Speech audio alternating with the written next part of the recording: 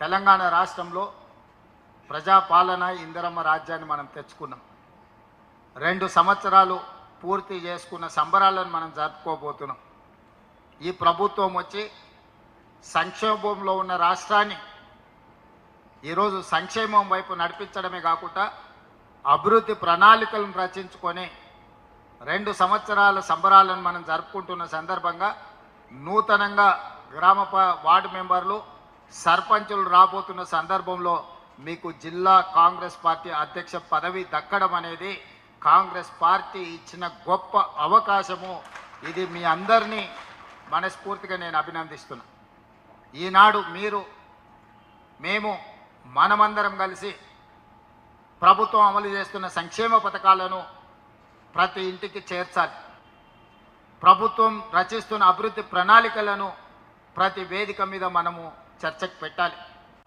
ఈరోజు సంక్షేమానికి సంబంధిస్తే రేషన్ కార్డులు కావచ్చు, సన్న బియ్యం కావచ్చు, ఇందిరమ్మ ఇండ్లు కావచ్చు, 200 యూనిట్లు ఉచిత కరెంటు కావచ్చు, రైతు రుణమాఫీ కావచ్చు, రైతు భరోసా కావచ్చు, 65,000 ప్రభుత్వ ఉద్యోగ నియామకాలు కావచ్చు, 500 రూపాయల సిలిండర్ కావచ్చు.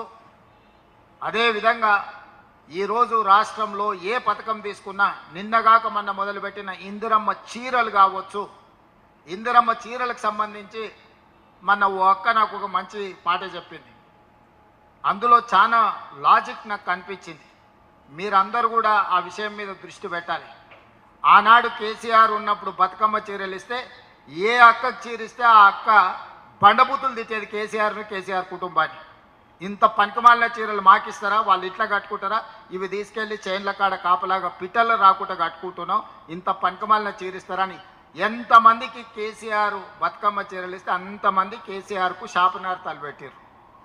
ఇప్పుడు మనం ఇందిరమ్మ చీరలు ఇచ్చినాం. 90% పైగా చీరలు అందినే, 10% రాలేదు. వచ్చిన వాళ్ళంతా సంతోషంగా ఉన్నారు, ఇంటికాడ పోయి చీర కట్టుకొని పండుగ చేసుకున్నారు. రానోళ్ళు మనల్ని తిడుతురు. అయ్యా ఏమైంది అయ్యా రేవంత్ రెడ్డికి నాకు చీర ఇస్తే ఎంత తక్కువ అవుతుండేనా, సారే గా అక్కలకే ఆ చెల్లెళ్ళకే పెడతాడా, చీర పెడితే మేము కూడా సారె పండుగ చేసుకుంటాం కదా, మాకెందుకు ఇవ్వలేదు అని చెప్పి ఆనాడు వచ్చిన వాళ్ళందరూ కేసీఆర్ను తిడితే ఈనాడు రానోళ్ళందరూ మనల్ని తిడుతురు. అందుకే జిల్లా పార్టీ అధ్యక్షులకు నా సూచన, 1,000,000 మందికి 1,000,000 చీరలు ఇవ్వాలని పెట్టుకున్నాం. గ్రామీణ ప్రాంతాలలో 65 లక్షల మంది మహిళలు ఉన్నారు. 65 లక్షల మందికి 18 ఏళ్ళు పైబడ్డ ప్రతి ఆడబిడ్డకు చీర రూపంలో సారె పెడుతుంది ఇందిరమ్మ ప్రభుత్వం. ప్రతి ఒక్కరికి చీర చేరే విధంగా మీరు చర్యలు తీసుకోవాలి. మొట్టమొదట ఇక్కడ ఉండే జిల్లా పార్టీ అధ్యక్షులకు నేను ఇస్తున్న టాస్క్, ఏ ఆడబిడ్డ కూడా నాకు చీర రాలేదని చెప్పొద్దు. ఏదైనా ఒక ఆడబిడ్డ చీర రాలేదు అని చెప్తే ఆ అధ్యక్షుడు పనిచేస్తలేడని నేను లెక్క రాసుకుంటా. మీ అధ్యక్షుల కొత్తగా వచ్చిన వాళ్ళకు ఇదే నేను ఇచ్చే జిమ్మెదారి. ప్రతి ఆడబిడ్డకు చీర లేరిందా లేదా ఊరు వారిగా లెక్కలు తీసుకోవాలి. వార్డుకి ఇప్పుడు నీకు వార్డు మెంబర్లు వస్తారు, గ్రామాలలో సర్పంచులు వచ్చారు. సమన్వయం చేసుకుంటే ప్రతి ఆడబిడ్డకు స్టాక్ ఉంది. ఇప్పుడు గ్రామీణ ప్రాంతాలలో మార్చి అంతర్జాతీయ మహిళా దినోత్సవానికి మున్సిపాలిటీలలో 35 లక్షల చీరలు ఇస్తున్నాం.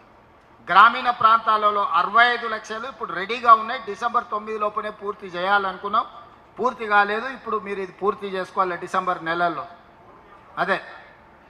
డిసెంబర్ నెలలో ఈ చీరలన్నీ 65 లక్షల గ్రామీణ ప్రాంతాలలో ఉండే ఆడబిడ్డలకు 65 లక్షలు చీరలు చేర్పించాలి. ఈ చేర్పించే బాధ్యత జిల్లా పార్టీ అధ్యక్షులదే. మిగిలిన 35 లక్షల ఆడబిడ్డలకు పట్టణ ప్రాంతాలలో నివసిస్తున్న వాళ్లకు మార్చి నెలలో చీరలు తయారు కాకపోవడం వల్ల 8 నెలలు ఉత్పత్తి చేసే సంస్థలకు ఇస్తే 65 లక్షలు చీరలు ఇచ్చారు మనకు. ఇంకో 3 నెలల్లో 35 లక్షల చీరలు ఇస్తామన్నారు. ఫిబ్రవరి ఆఖరికి మార్చి ఫస్ట్ వీక్లో మనకు చీరలు వస్తాయి.